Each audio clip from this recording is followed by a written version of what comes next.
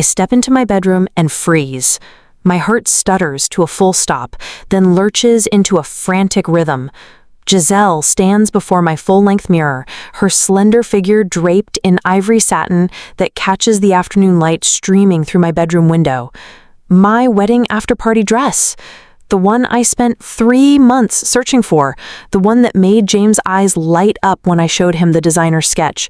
My grandmother's diamond earrings dangle from her ears, catching prismatic light with every slight movement of her head. The heirlooms meant for me, the ones Grandma Rose promised would be mine on my wedding day. Giselle tilts her head, admiring her reflection, completely oblivious to my presence. The ivory satin cascades over her shoulders like it was made for her. Because it was made for me. What are you doing with my wedding dress? My voice barely rises above a whisper, but it carries enough force to make Giselle turn. Instead of guilt, her expression brightens. Helena! Perfect timing! She runs her hands down the fabric. It looks better on me anyway. Mom agrees. The words hit me like a physical blow. Behind me, a floorboard creaks. I turn to find my parents hovering in the doorway, their expressions a mixture of discomfort and determination. They knew! Of course they knew! Honey? Mom steps forward, her voice taking on that placating tone I know too well. You'll have the main wedding gown.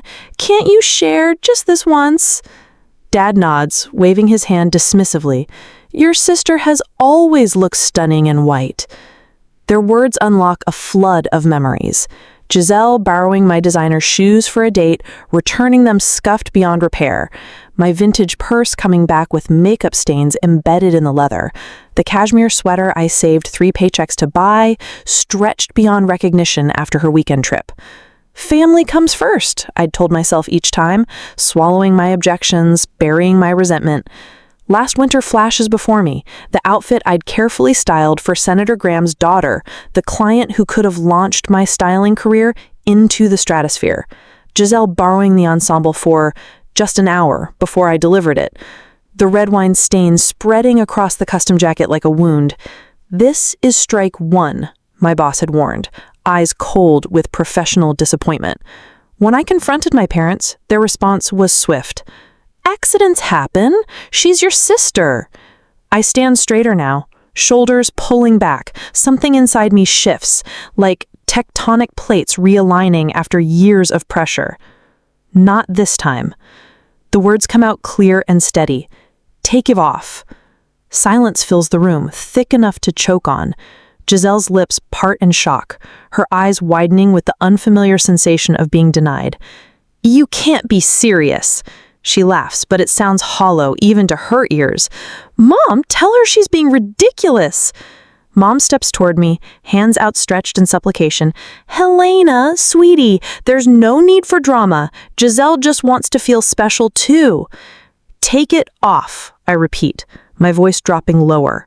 Now, or I call off the wedding. The threat hangs in the air between us. Dad's face flushes crimson, but something in my expression stops whatever rebuke was forming on his lips. Fine, Giselle spits the word. I didn't want your stupid dress anyway. Her fingers fumble with the delicate zipper, her movements deliberately rough. I step forward and catch her rust before she can damage the fabric. The earrings too, I say quietly. With exaggerated care, she removes my grandmother's earrings, dropping them into my palm with enough force to make a statement. The diamonds burn cold against my skin. Later, after Giselle has flounced from my room in theatrical outrage, I hang the dress in my closet. My parents' cold glares follow me, promising consequences for this rebellion. I run my fingers over the smooth fabric, heart still pounding. For 27 years, I've stepped aside, made room, kept peace, the good daughter, the responsible one, the one who understands. Looking at the dress, my dress, I make a silent promise. Not anymore. They've taken enough. This wedding will be mine, and God help anyone who tries to steal another piece of me. The following day, James gops his notebook on our coffee table and rubs his temples. So that's it? We've decided on the honey lavender cake with buttercream frosting? I nod, leaning back into our sofa. After weeks of tastings and disagreements, we finally lock down the last major wedding decision. James reaches for my hand, his thumb tracing circles on my palm. 3 more weeks, Helena. Just 3 more weeks until you're Mrs. Helena Wells. The doorbell chimes before I can respond. I check my phone. No scheduled visits. James raises an eyebrow but rises to answer it. My parents' voices float from the entryway, my mother's rapid-fire questions about our new sofa slicing through the peaceful afternoon. They didn't call. They never call. They just appear, like unwelcome spirits summoned by wedding planning. "We brought the family wedding planner," Mom announces, swooping into our living room. She clutches a leather-bound binder that I've never seen before. Dad follows, his eyes darting around our apartment, mentally calculating what we paid for everything. "We've made some adjustments," Mom continues, spreading the binder across our coffee table, covering our own notes. "Just small tweaks to make everything perfect." James catches my eye as he settles beside me. His fingers find mine again, squeezing gently.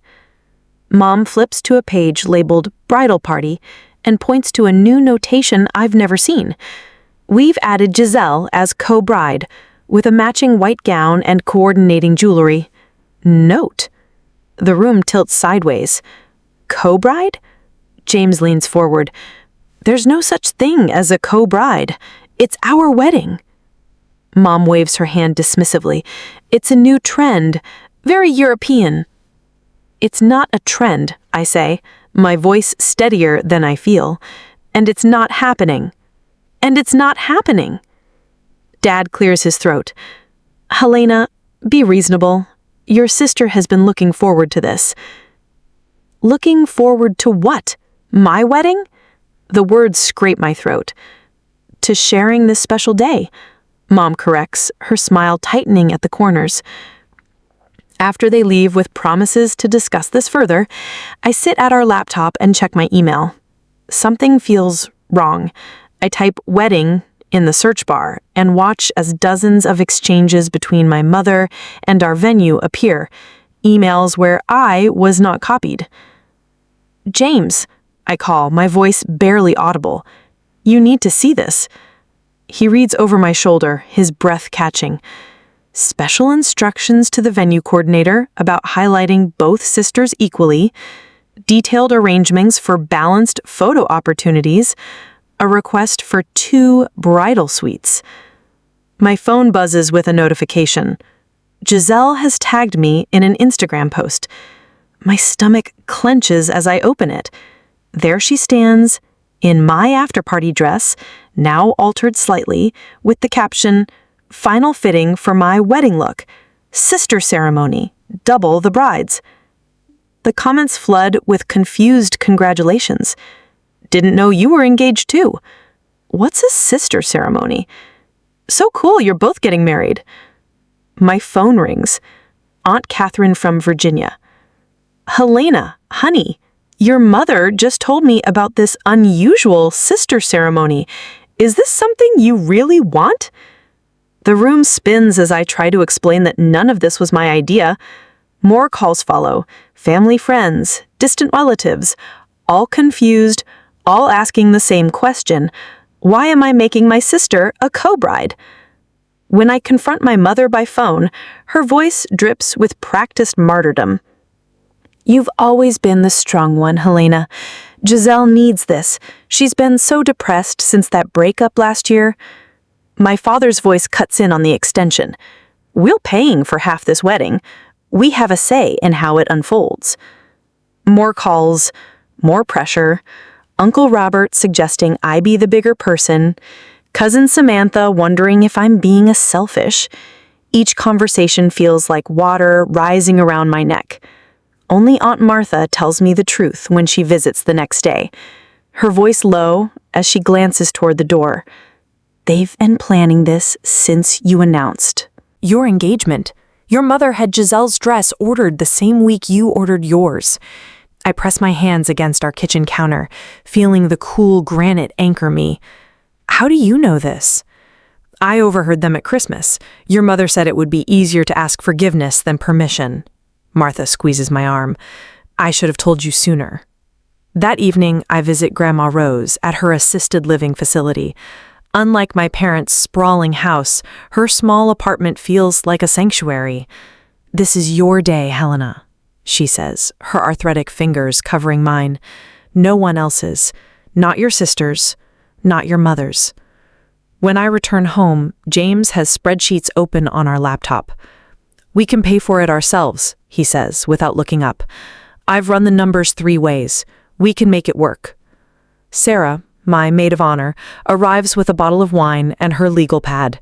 I'm documenting everything, she announces, flipping to a detailed timeline of every boundary violation, in case things get ugly. My phone rings again. My boss this time. I almost let it go to voicemail, but something makes me answer. Helena, he says, his voice uncharacteristically gentle. One of our clients mentioned your double wedding. Want to tell me what's happening? I explain in halting sentences, expecting professional concern about how this might affect our business relationships. Instead, he surprises me. Your sister cost us that Senator Graham campaign, he says flatly.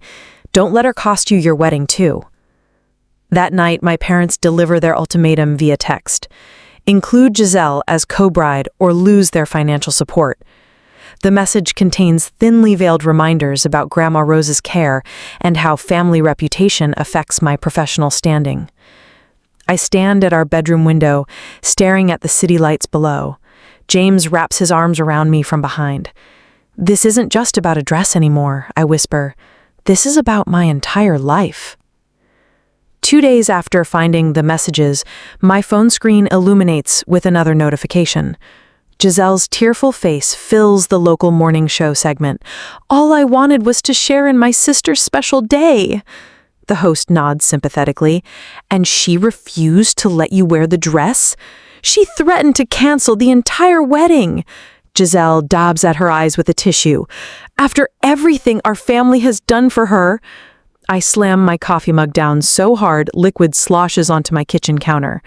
The morning show host doesn't mention how Giselle tried on my dress without permission, how she's borrowed and ruined my things for 27 years, or how this wedding is supposed to be about James and me, not her. Within hours, share with sister trends on local social media. My cousin Denise texts, "Is it really such a big deal? Family should come first." My phone rings. Aunt Carol, who hasn't called me in 3 years. Helena, I raised you better than this. Your mother is heartbroken. I grip the phone tighter. Did Mom mention she tried to make Giselle a co-bride? Don't be dramatic. She just wants both her daughters to shine. The doorbell rings. A delivery man hands me a stack of letters from my parents' church congregation. The top envelope, already opened, contains a handwritten note. Honor thy father and mother. I drop the pile into the recycling bin. Monday morning at the studio, I arrange outfits for Valerie Torres, an influencer with 2 million followers. My concentration fractures with each phone vibration. 12 texts from Mom, 7 from Dad, 23 from Giselle. Is everything okay? Valerie asks, studying my face as I adjust her collar. You seem distracted. Everything's fine. I lie, pinning the hem of her dress. I saw that news segment with your sister, Valerie tilts her head. Wedding drama, right? My followers are talking about it. My hands freeze mid-pin. My private life. My professional space. The boundaries blurring like watercolors in rain. It's complicated, I manage. After Valerie leaves, Diana, my boss, calls me into her office. The morning segment plays silently on her computer screen. This needs to stay out of the studio, she says, gesturing toward the footage. Clients come to us for perfection, not family soap operas. Keep it together or take a leave of absence. I nod, throat tight. It won't be an issue. Tuesday evening, I drive to Grandmother Rose's cottage in Pasadena. The familiar scent of cinnamon and old books wraps around me as I step inside. Her walls display family photos spanning decades, including one of my mother and her sister at a date. Grandmother Rose guides me to her worn floral sofa. The tears come without warning. They're making me the villain. Giselle went on television. The church congregation sent letters. My boss threatened my job. She holds my hand, her skin paper thin, but her grip surprisingly strong. Your mother did the same to her sister. I look up, startled. What? At Louise's wedding, your mother wore white, insisted on standing next to the bride in photos, demanded matching flowers. When Louise objected, your grandpa sided with your mother.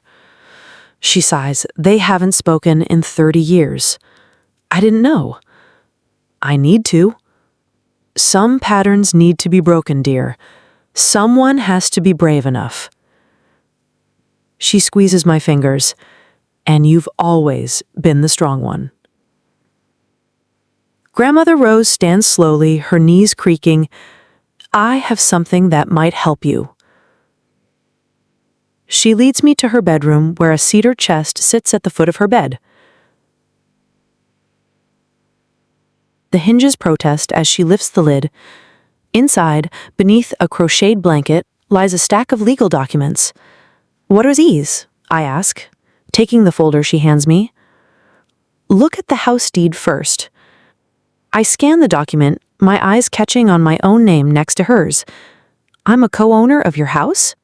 She nods. Since your 25th birthday. The footage. Clients come to us for perfection, not family soap operas. Keep it together or take a leave of absence. I nod, throat tight. It won't be an issue. Tuesday evening, I drive to Grandmother Rose's cottage in Pasadena. The familiar scent of cinnamon and old books wraps around me as I step inside. Her walls display family photos spanning decades, including one of my mother and her sister at a date. Grandmother Rose guides me to her worn floral sofa. The tears come without warning. They're making me the villain. Giselle went on television. The church congregation sent letters. My boss threatened my job. She holds my hand, her skin paper thin, but her grip surprisingly strong. Your mother did the same to her sister. I look up, startled. What? At Louise's wedding, your mother wore white, insisted on standing next to the bride in photos, demanded matching flowers. When Louise objected, your grandpa sided with your mother. She sighs. They haven't spoken in 30 years. I didn't know. I need to. Some patterns need to be broken, dear. Someone has to be brave enough. She squeezes my fingers. And you've always been the strong one. Grandmother Rose stands slowly, her knees creaking. I have something that might help you. She leads me to her bedroom, where a cedar chest sits at the foot of her bed. The hinges protest as she lifts the lid. Inside, beneath a crocheted blanket, lies a stack of legal documents. What are these? I ask, taking the folder she hands me. Look at the house deed first. I scan the document, my eyes catching on my own name next to hers. I'm a co-owner of your house? She nods. Since your 25th birthday.